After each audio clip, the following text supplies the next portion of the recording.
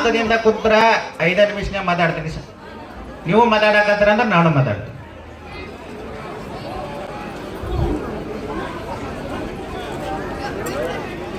ಗ್ರಾಮದ ಆರಾಧ್ಯ ದೈವರಾಗಿರ್ತಕ್ಕಂಥ ಶ್ರೀ ಬಸಯ್ಯ ಅಜ್ಜನವರ ಪಾದಕ್ಕೆ ಹಣೆ ಮಡಿದು ಗ್ರಾಮ ದೇವತೆಯರಾದ ಗ್ರಾಮ ದೇವತೆ ಹಾಗೂ ಶ್ರೀ ಬಸವೇಶ್ವರ ಹಾಗೂ ಮಾರುತೇಶ್ವರ ಜಾತ್ರಾ ಮಹೋತ್ಸವ ಹಾಗೂ ಭಂಡಾರ ಜಾತ್ರೆಯ ಈ ಶುಭ ಸಂದರ್ಭದಲ್ಲಿ ಜಾತ್ರೆಯ ಮೊದಲನೆಯ ದಿನ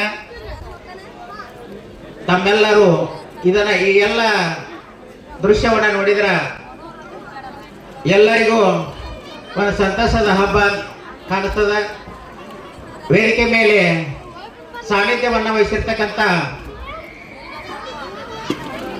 ಶೇಖರಯ್ಯ ಮಹಾಸ್ವಾಮಿಗಳು ಹಾಗೂ ಶಾಂತಯ್ಯ ಮಹಾಸ್ವಾಮಿಗಳು ಹಾಗೂ ಅಧ್ಯಕ್ಷತೆಯನ್ನು ವಹಿಸಿರ್ತಕ್ಕಂಥ ಕಾರ್ಯಕ್ರಮವನ್ನು ಉದ್ಘಾಟಿಸಿದಂಥ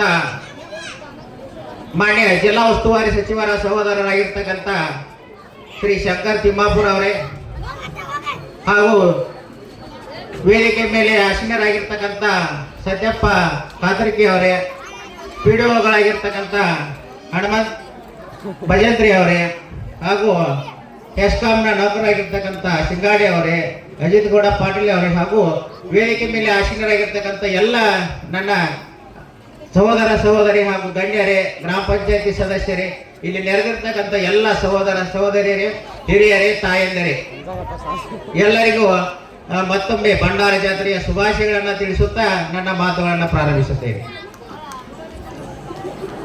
ಕಾರ್ಯಕ್ರಮದಲ್ಲಿ ಈಗಾಗಲೇ ನಾವು ಆಧುನಿಕ ಕಾಲಕ್ಕೆ ಕಾಲಿಟ್ಟಾಗ ಹಳೆಯ ಸಂಪ್ರದಾಯ ಸಂಸ್ಕೃತಿ ಎಲ್ಲ ಅಳಿಸಿ ಹೋಗ್ತಕ್ಕಂಥ ಕಾಲದೊಳಗ ನಾವು ಸತತ 7 ದಿನಗಳ ಕಾಲ ಇಂದಿನ ಅಶ್ಲೀಲ ಜಾನಪದ ಗೀತೆಗಳ ನಡೆಯೂ ಸಹ ನಮ್ಮೂರು ಇನ್ನೂ ಸುಸಂಸ್ಕೃತವಾಗಿದೆ, ಸಂಪ್ರದಾಯಸ್ಥವಾಗಿದೆ ಅಂತಕ್ಕಂಥ ತೋರಿಸಲಿಕ್ಕೆ ನಾವು ಮೊದಲನೇ ದಿನವ ಅಜಾತ ನಾಗಲಿಂಗ ಸ್ವಾಮೀಜಿಗಳ ಒಂದು ನಾಟಕವನ್ನ ಪ್ರದರ್ಶನ ಮಾಡ್ತೀವಿ ಅಂತ ಹೇಳಿ ತೋರಿಸ್ಕೊಡ್ಲಿಕ್ಕೆ ಎಲ್ಲರೂ ಈಗಾಗಲೇ ಆ ಕಲಾವಿದರು ಸಜ್ಜಾಗಿದ್ದಾರೆ.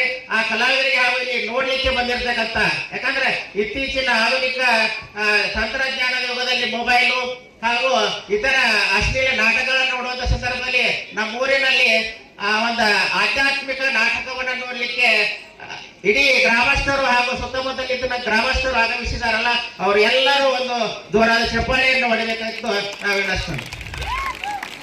ಯಾಕಂದ್ರೆ ಇತ್ತೀಚೆಗೆ ನಾಟಕಗಳು, ಕಲೆ ಹಾಗೂ ಕಲಾವಿದರು ಮರೆ ಹಾಕ್ತಾ ಇದ್ದಾರ. ಅವರ ಜೀವನ ಸ್ಥಿತಿ ಬಹಳ ಕಷ್ಟ ಆಗ್ತದೆ. ಅಂತ ಸಂದರ್ಭದಲ್ಲಿ ಆ ನಾಟಕಗಳನ್ನ ಉಳಿಸಿ ಬೆಳೆಸ್ತಕ್ಕಂತ ಒಂದು ಸಂದರ್ಭ ಈ ನಮ್ಮ ಒತ್ತೂರಿಗೆ ಐತಿ ಅಂತಕ್ಕಂಥದ್ದನ್ನ ತೋರಿಸ್ಕೊಡ್ಲಿಕ್ಕೆ ನಾವು ಇಂಥ ಕಾರ್ಯಕ್ರಮವನ್ನ ಹಮ್ಮಿಕೊಂಡಿವು.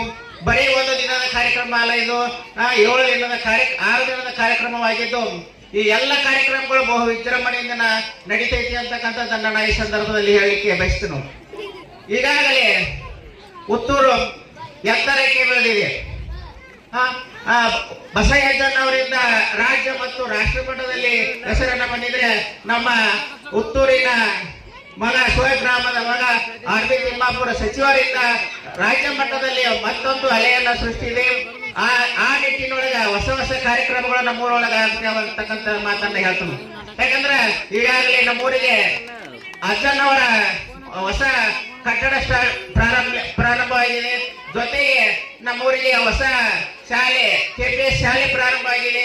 ಹಾಗೂ ನಮ್ಮ ತಿಮ್ಮಾಪುರ ಸಾಹೇಬರಿಂದ ಈಗಾಗಲೇ ವಾಣಿಜ್ಯ ವಿಭಾಗ ಪದವಿ ಪೂರ್ವ ಕಾಲೇಜು ಸಹ ಪ್ರಾರಂಭವಾಗಿದೆ. ಇದಕ್ಕೆಲ್ಲ ತಮ್ಮೆಲ್ಲರ ಆಶೀರ್ವಾದ. ಯಾಕಂದ್ರೆ ಮನೆ ಮಗ ಊರಿನ ಮಗನನ್ನು ಆರಿಸಿ ಕಳಿಸಿದ್ದಕ್ಕಾಗಿ ಮಾಡಿರ್ತಕ್ಕಂಥ ತ್ಯಾಗ ಅದು ಅವರೆಲ್ಲರ ಕೃಪೆ, ದೇವಿಯರ ಕೃಪೆ ಅವ್ರ ಮೇಲೆ ಇರಲಿ ಅಂತಕ್ಕಂಥ ಮಾತನ್ನು ಈ ಸಂದರ್ಭದಲ್ಲಿ ನಾನು ಹೇಳಲಿಕ್ಕೆ ಬಯಸ್ತೀನಿ. ಇಂಥ ಸಂದರ್ಭದಲ್ಲಿ ಒಂದು ಧಾರ್ಮಿಕ ನಾಟಕವನ್ನು ನಾವು ನೋಡ್ಲಿಕ್ಕೆ ಬಂದಿದ್ದೀವಲ್ಲ, ಒಂದು ಒಳ್ಳೆಯದಾದ ಆಗಿರ್ತಕ್ಕಂಥ ಸಂಸ್ಕೃತಿ ನಮ್ಮ ಊರೊಳಗ ಉಳಿದಿದೆ ಅಂತಕ್ಕಂಥದ್ದನ್ನ ನಾವು ಈ ಸಂದರ್ಭದಲ್ಲಿ ಹೇಳ್ಬೋದಾಗಿದೆ. ಸಾಹಿತ್ಯ ಸಂಸ್ಕೃತಿ ಅಳಿದು ಹೋಗ್ತಕ್ಕಂಥ ಕಾಲದೊಳಗೆ ನಾವು ಅದನ್ನ ಉಳಿಸಿ ಬೆಳೆಸಲಿಕ್ಕೆ ಪ್ರಾರಂಭ ಮಾಡಿವು. ಅಜಾತಲಿಂಗ ನಾಟಕವನ್ನ ಪ್ರದರ್ಶನ ಮಾಡಲಿಕ್ಕೆ ಬಂದಿರತಕ್ಕಂಥ ಅವರ